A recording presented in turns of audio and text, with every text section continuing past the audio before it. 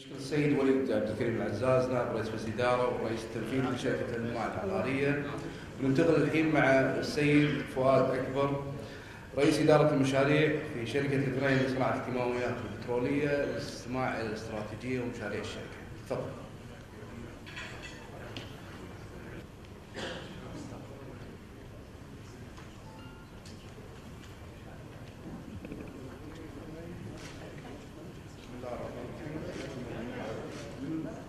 اللي قاعد اشوفهم معظم الحاضرين كله بالعربي، مع ان البرزنتيشن مالتي انا بالانجليزي، فراح احط الاثنين، راح تكون عندكم البرزنتيشن بالانجليزي بس انا قاعد اتكلم بالعربي عليكم. اولا احب اشكر بيتك كابيتال لاستضافتنا حق هذا المنتدى، واشكر الحاضرين بعد عشان اعطانا هذه الفرصه ان احنا نبين شركتنا وانجازاتنا خلال العشر سنين.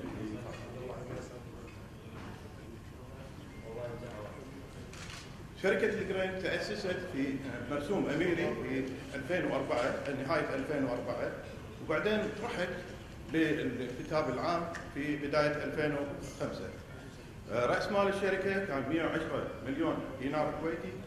شركة صناعة البتروكيماويات الشركة الحكومية قامت بتأسيس الشركة وخلت 10% لها و90% نزلت على السوق 990 مليون سهم، تم اكتتابه ب 450 ألف مساهم. كان في يومها أكثر اكتتاب في 2005، بعدين صار في اكتتابات ثانية أعلى. الشركة ابتدت في 10% والفلوت، بعدين في 2007 نزلت على البورصة وبدأ التداول فيها، اللي أدى إلى أن في عندنا اليوم 55 ألف مساهم، يعتبرون تقريبا أكثر من 50% أفراد. وشركة كيبكو المشاريع عندها 29.5%، ولا زالت البي اي سي الحكومية تمتلك 10%. بالنسبة للفيجن والميشن بالنسبة حق الشركة، احنا بدينا كصناعة بتروكيماويات، وخلال أول 5 سنين احنا يعني أنجزنا هذا، فوسعنا السكوب ورحنا على أساس أن في عندنا اندستري الحين جميع انواع الصناعه نقدر ندخل فيها، وبالاضافه الى البتروكيماويات والانرجي من ناحيه ان فيها تريدنج غير الصناعه. بالمشن هذا طبعا عن طريق ان احنا نستحوذ على شركات قائمه او ندخل في مشاريع جديده، ومن الاكسبرتيز او الخبره اللي عند المجموعه، فان شاء الله يعني احنا سوينا اول جزء، وان شاء الله الحين بعد الاكسبانشن راح نأدي حق الجزء الثاني اللي اوسع من هذا. كتاريخ للشركه، احنا طبعا اول استحواذ كان عندنا لايكويت 6% من ايكويت، وبعدين شاركنا في مشروع اللي جرين فيلد بهذاك الوقت كان اللي هو ذا كويت اوليفنت كمباني. هذا شركه، هذا ايكويت 2 او يشابه لايكويت. بعدين في 2006 السنه اللي وراها دشينا في العطريات، مشروع العطريات اللي يحتوي على مشروعين، هو واحد منهم اللي هو صناعه البارازايلين اللي هو KPPC كويت بارازايلين برودكشن كمباني، والثاني الستايرين اللي هو شراكه مع داو. طبعا ايكويت 2 اثنيناتهم شراكه مع داو. بعدين دخلنا على ان الصناعات هذه اللي هي في الجرين فيلد تحولت الى انتاجيه.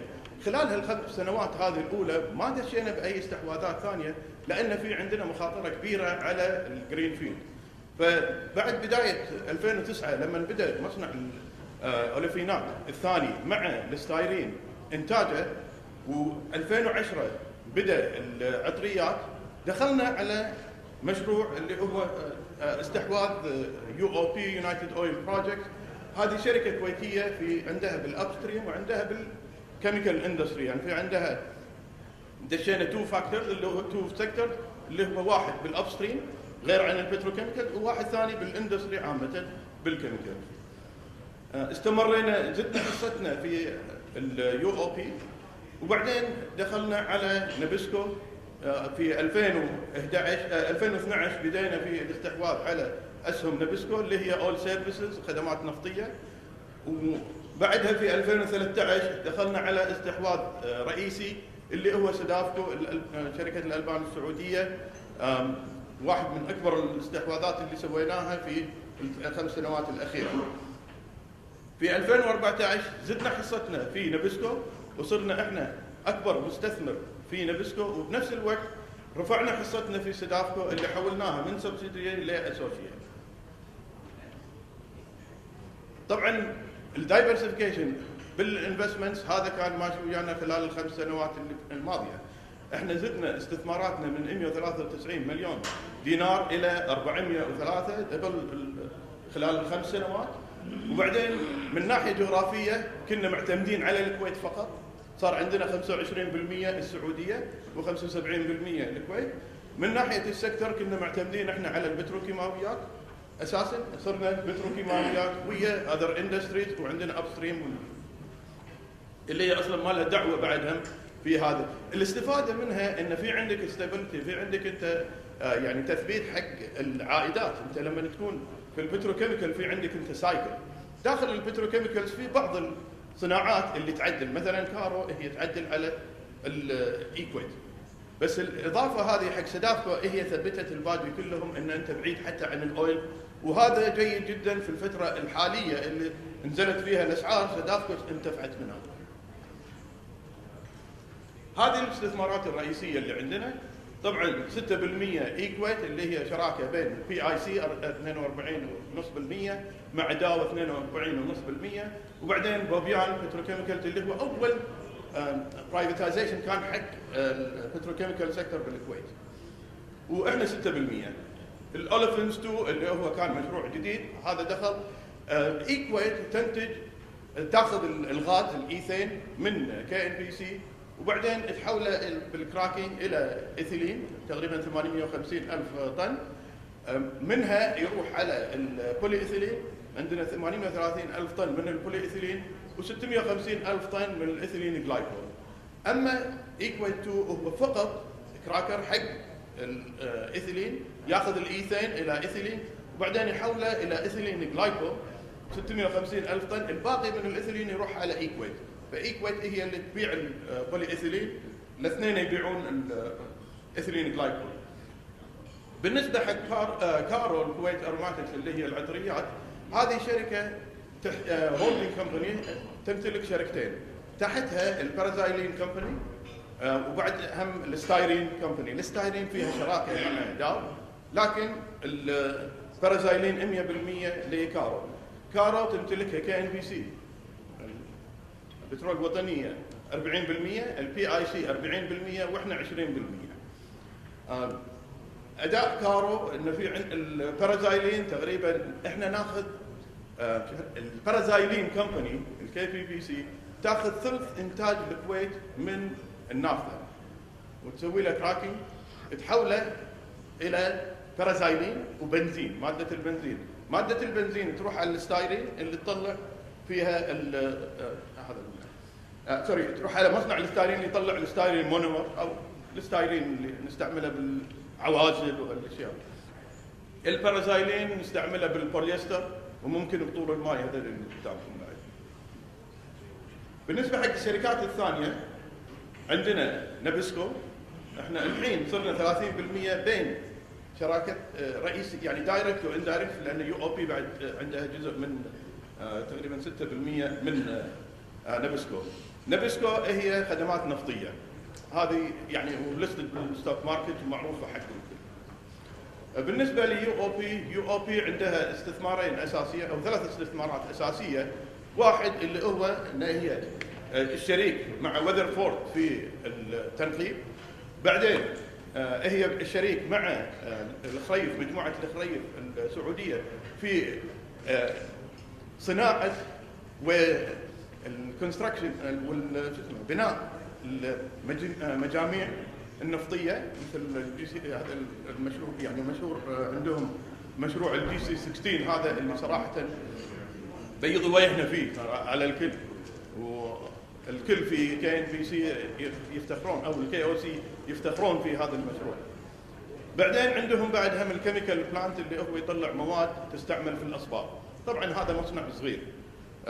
راس مال الشركه هني الUOP هو فقط 10 ملايين دينار، لكن الشركات الكبيره في يعني بالنسبه حق ايكويت، الاوليفنز 2 وكارو 250 مليون دينار، ايكويت 180 مليون، واوليفنز 2 تقريبا 60 مليون بس.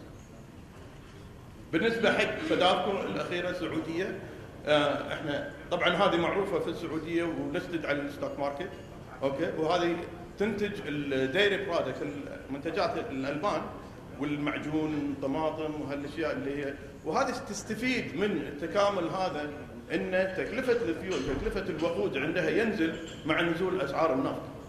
الخدمات قاعده تزيد مع زياده الكومبلكسيتي مالت الابار، والشركات هذه الثلاثه اللي فوق يستفيدون من ارتفاع الاسعار اللي يصير في جاب بين سعرهم وسعر الانتاج العالمي. طبعا الفاينانشالز هذه بروحها تتكلم عن نفسها. خلال الخمس سنوات السابقه احنا قاعد نتكلم من ناحيه الاصول ارتفاع معدل 12%، 12 الى 13%، وبعدين من ناحيه الربحيه معدل 35% سنويا.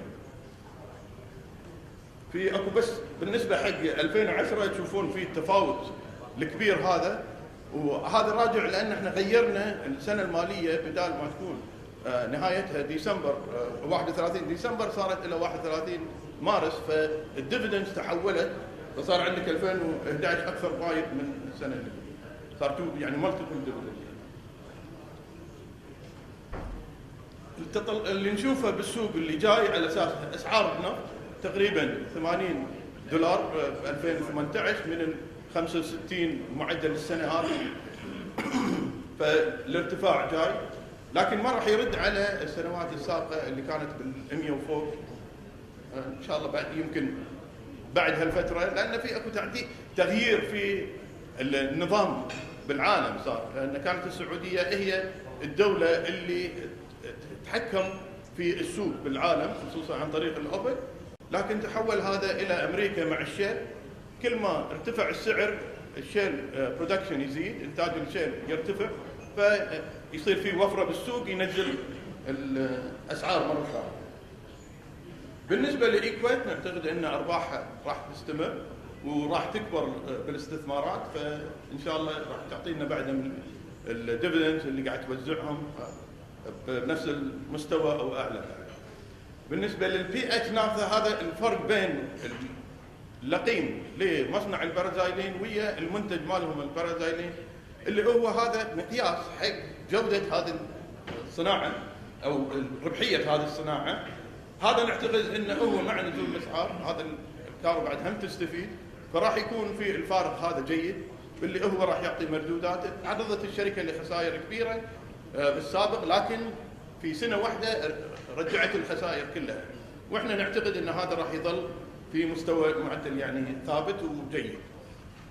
بالنسبه لسدافكو، كل ما نزلت اسعار طبعا الطلب على منتجاتها قاعد يزيد، الديستريبيوشن شانلز اللي عندهم قامت تزيد بالمنطقه، ونشوف اليوم صاروا بالكويت، انتشروا بالكويت، ما كانوا داشين السوق الكويتي بقوه، الحين صاروا اكثر. فان شاء الله بعد هم ومع نزول اسعار الوقود راح يصير في عندهم يعني ربحيه جيده وتستمر على ما هي. طبعا الكويت عندها يعني اساس ان تبي تزيد الانتاج من 3 مليون الى 4 مليون. الزياده هذه ما هي بالمكامن الاعتياديه، راح تصير بطريقه فيها تعقيد اكثر، فيها تكنولوجيا اكثر، فيها خدمات تحتاجها اكثر، راح تستفيد شركه نابسكو واليو او بي من هذا الوضع.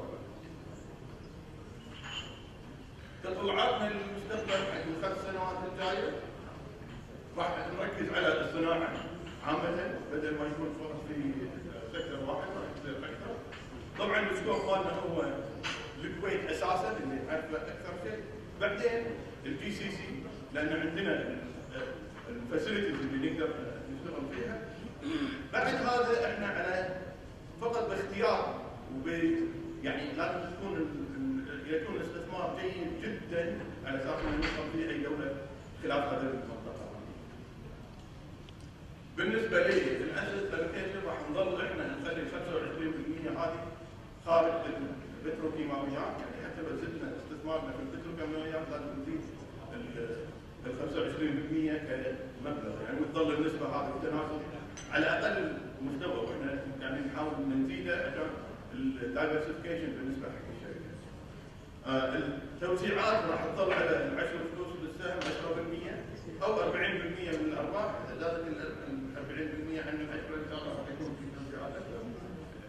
بالنسبه حق الاستثمارات احنا عندنا جدول زمني على اساس ان كل سنه السنوات الجايه يعني ان نستثمر على اساس ان نزيد الاصول اللي عندنا. بس مع مراعاه انه يكون عندنا معادله 1:2 او الديت يكون نص راس المال ما يزيد عليه. او بالاخير عليهم كلهم الشركه طبعا توسعها هذا على الماشي من ال5 سنوات السابقه ويستمر. في عندنا يعني محفظه جيده جدا وقويه. بالنسبه حق البيانات الماليه قويه جدا شفتوها انتم، وان شاء الله تستمر على المنوال هذا. ترانسبرنسي طبعا الشركه تشارك مجموعه كريبتو في الشفافيه، وبعدين احنا قاعدين نطبق ضوابط هيئه سوق المال قبل ما تصير بعد ملزمه بالكل، يعني احنا بدينا في هذه الامور من قبل ما تطلع اصلا بالقوانين، يعني ما اقول بالضبط احنا عارفينها بس يعني على الاقل ان احنا كان عندنا من قبل ما تكون ملزمه عليه، واحنا مستمرين في تطبيقها يعني على المستويات كلها في الشركه. في عندنا قسم للريسك مانجمنت لاداره المخاطر، وهذه تمر على كل الانفستمنتس اللي عندنا، بنفس الوقت تمر على التزامنا بالضوابط الخارجيه، يعني من ناحيه التزام السريه او التزامات الهيئه او التزامات الصار، كل هذه بنفس الوقت. فاينانشال كنترول، عندنا فاينانشال كنترول قوي اللي حتى اليوم في يعني اذا اخذنا فلوس الكاش حطيناه في الفيكس ديبوزيت ما راح نطلع شيء، فاحنا حتى هذا قاعد ناخذ لما ناخذ قروض قاعدين نربح على القروض اللي نطلعها. فعندنا ايراد اضافي هذا بدل ما يكون من مصاريف هذا. بالنهايه اشكركم على يعني دعوتنا لإلقاء هذه الصوره عن الشركه ان شاء الله، واي معلومات ثانيه في عندنا بعد هم على الويب سايت www.kpic-kw.com. طبعا كل البيانات الماليه موجوده وكل الاصلاحات موجوده على